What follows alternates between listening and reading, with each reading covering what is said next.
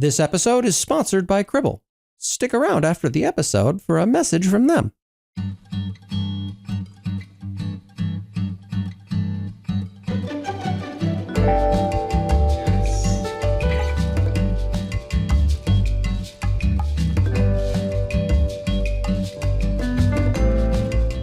A piece of advice I picked up a while back from Scott Hanselman is pretty great. The third time you find yourself answering a question, write a blog post about it. That way you can point people to a more in-depth response than something you're going to be able to give right off the cuff when you're asked. It's useful advice across the board, and it's been the source of many of my blog posts over the years. But now I want to try a slightly different form for a slightly different audience.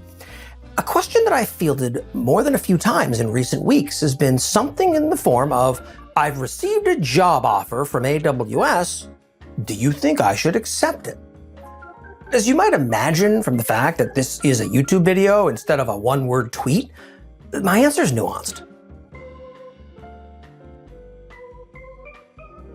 I want to start by bounding my perspective with a few qualifiers. First, if you currently work at AWS, none of this is intended for you. It's not a critique of your employment choices, nor is it a passive-aggressive way of calling you out. People have reached out to me with this exact question, and I've given what I believe to be a balanced and honest response.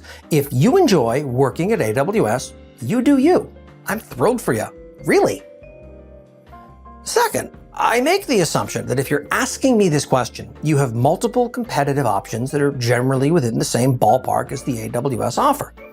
I'm also assuming that a lot of what we know about AWS compensation holds true, even in light of the recent salary cap increase of annually from $160,000 to $350,000. I'm even further assuming that the question is being asked in good faith as an actual question, not, I've already made up my mind, so please affirm the decision that I've come to. If you've made a decision one way or another, then great. Disregard me and follow your heart. Amazon has been a fascinating company to observe for a long time.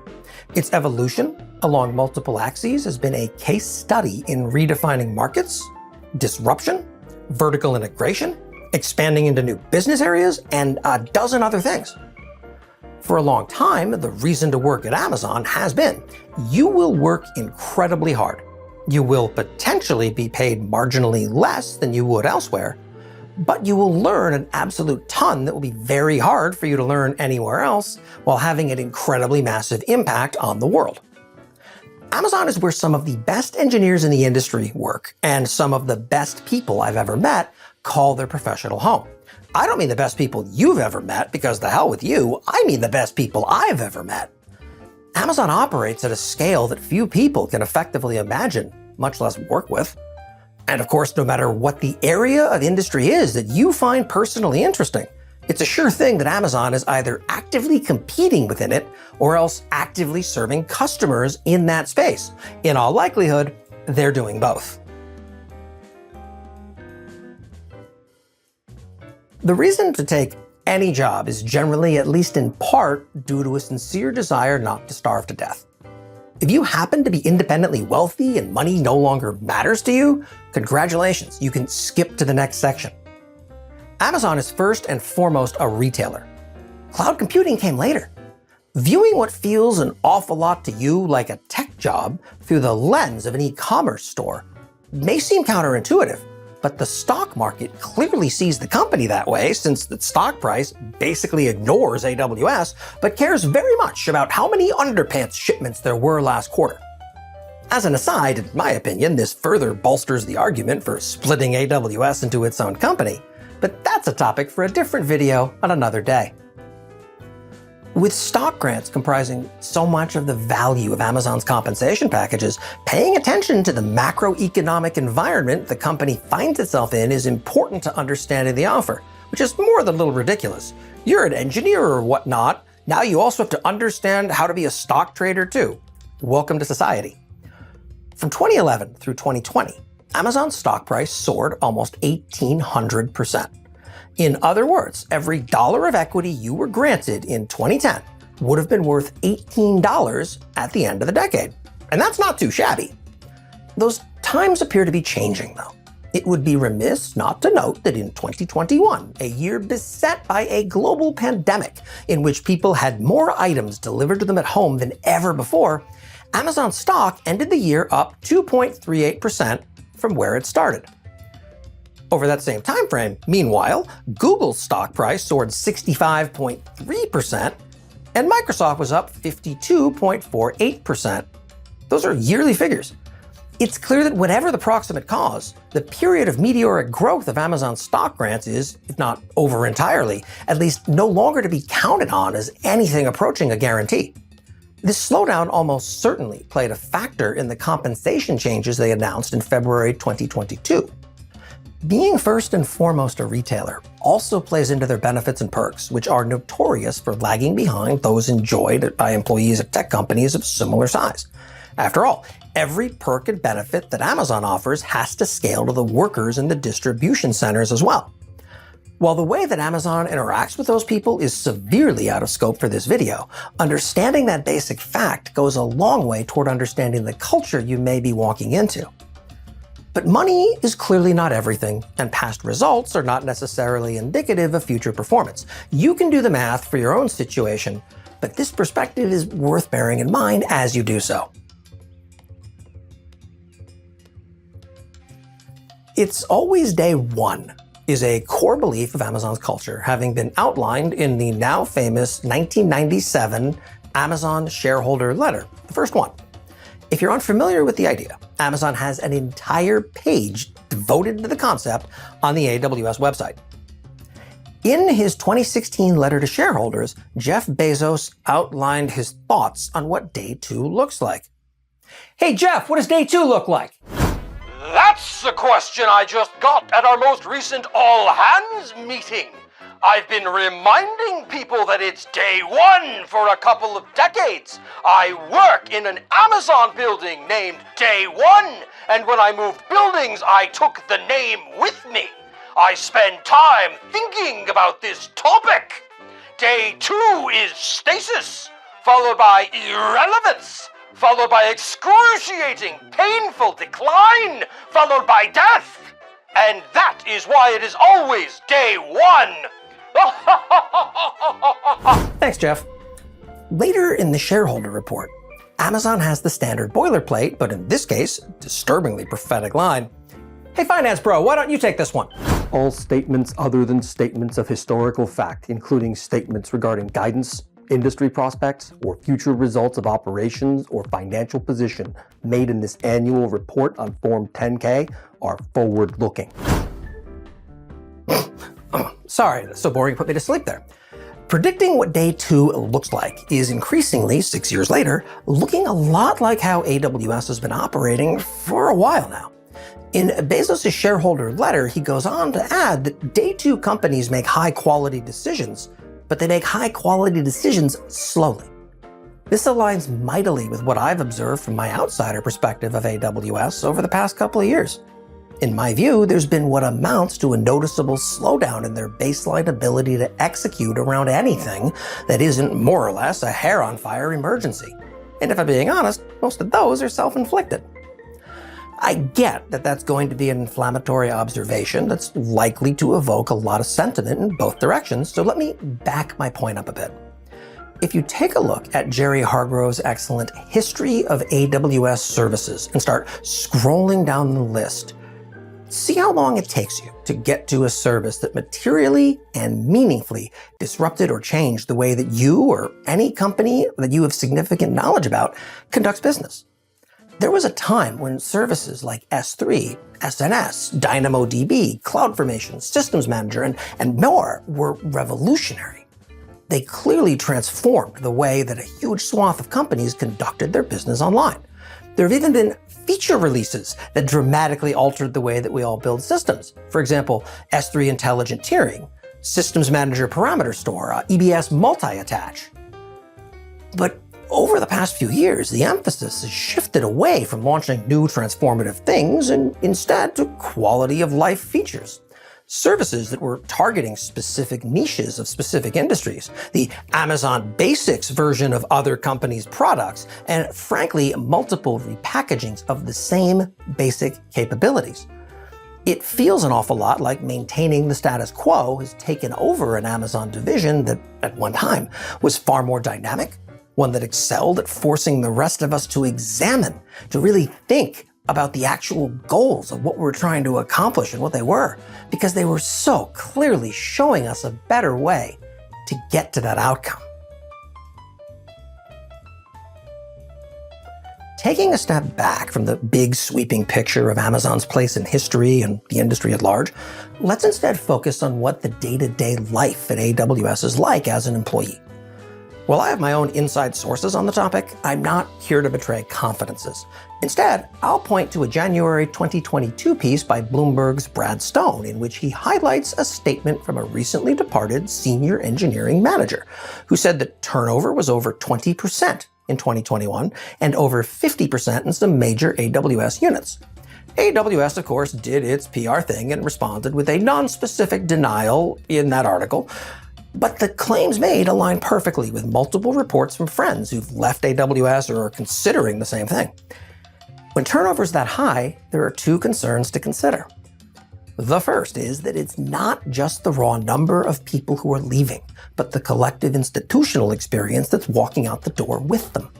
A brand new hire may very well bring in a wealth of new ideas and fresh perspective, but they're backfilling someone with 7 years of institutional knowledge and historical context who just walked out the door. Something critical is being lost, both in terms of culture as well as operational insight into the organization. It would be remiss to lose sight of the fact that at the same time, the raw number of people who are leaving leads to a concern about your future work.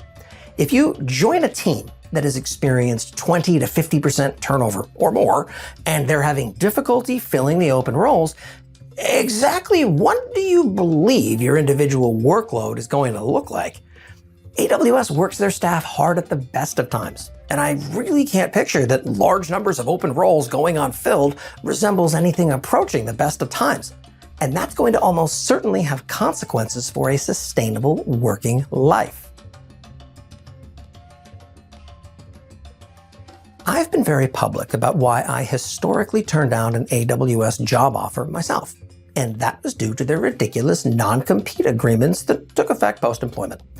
AWS has since sued their former VP of Product Marketing, Brian Hall, under the auspices of one of those agreements, as well as threatened to enforce it an unknown number of times against folks who weren't nearly so well positioned as Brian to be able to fight it publicly. As a quick refresher, in every jurisdiction that allows it, AWS employees are required to sign an 18-month post-employment non-compete agreement that is bound to any company that competes with Amazon, which of course restricts non-competitive options down to naming things well and farming, and that's about it. It's ridiculously overbroad. It can put a severe dent in your future career plans post-AWS should you go down that path, and it has the potential to scare the heck out of a company from even making an offer to you. Be sure to consult an employment attorney before signing anything. As always, your position on this may differ wildly from mine on this particular point, and that's okay. I don't begrudge anyone who signs this agreement their decision. I absolutely do begrudge Amazon leadership for putting their staff in this position, though. Do better. There is no other tech company, or frankly any company of which I'm aware, that scopes its agreements so broadly. Many, if not most, do not require post-employment non-compete agreements whatsoever from their staff. I don't want to come across as giving a litany about not working at AWS being the one true correct answer. There's a lot to be said for having a company with AWS's cachet on your resume. It'll open the doors to future opportunities for many folks, particularly those early on in their careers and who aren't wildly overrepresented. Let me be clear here. I've never worked at a large company, and my early career was way harder for that. Even now, I'm an oddity in that people more or less know who I am, despite me never working for a company that most people have heard of.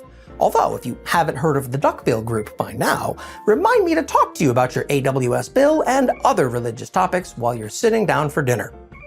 Back to AWS, you'll get to work at a scale that most folks have a hard time even imagining, that you won't find virtually anywhere else in the world, and that is no small thing for teaching valuable architectural lessons. They're borderline impossible to get any other way. You can't teach scale. The scope and scale you'll have within your role is also atypical for large companies. In most companies of Amazon size, your remit will be about 6 inches wide. When it comes to corporate structure, Amazon may as well be an alien organism. You'll have incredible latitude within the bounds of the service team or group that you're in that rivals what you'd find at most small startups. I would also caution you to take stories about Amazon's work culture, such as the one appearing in the New York Times a few years back, with a grain of salt. Large companies don't have a culture so much as they have thousands of distinct internal cultures. I'm loath to take that article as an accurate description of Amazonian employment culture across the board. Even the most disgruntled employees and ex-employees with whom I've spoken don't recognize a lot of what's being described within that article. There are things that Amazon absolutely excels at, and on some level, I still regret not having the opportunity to experience being an Amazonian firsthand. I often find myself wondering what it would have been like and whether it would have aligned with my external understanding of the culture and the company. Don't let my critical position on most things AWS does fool you. I deeply admire the company. If I didn't, but still invested this kind of effort and energy into talking about it, the correct response would almost certainly be intensive therapy and probably a restraining order. There is absolutely no wrong answer to the question of whether anyone should or shouldn't accept an AWS job offer. I simply suggest that you consider the points that I've raised here as an input to that decision. My snark about opinions my own being their official motto aside, their actual motto is work hard, have fun, make history. If you look at those three things and don't see that the AWS job offer you're considering is likely to fulfill them for you, I'd probably pass on the opportunity. But if they do, then AWS has an awful lot to recommend it as your next employer. The next move is up to you. Right after you smash the like and subscribe buttons, because I'm told that's how YouTube works. And now, a word from our sponsor. Security is everybody's job except the CISOs. Their job is to ineffectively blame an intern and then get fired for security breaches regardless. And security is hard. Threats are increasing exponentially along with data volumes and the noise attendant with that. SecOps is like security, except it adds in the ops part, which distills down to during work somewhere other than on a whiteboard. Cribble Stream solves the SecOps noise problem by routing security data where it needs to go so you can see it when you need to see it.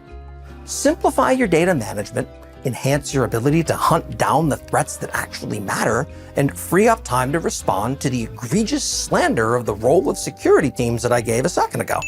Smash the link below and see what Cribble has to offer your security teams today. And while you're down there, also tag the like and subscribe buttons, which I am told is a YouTube thing.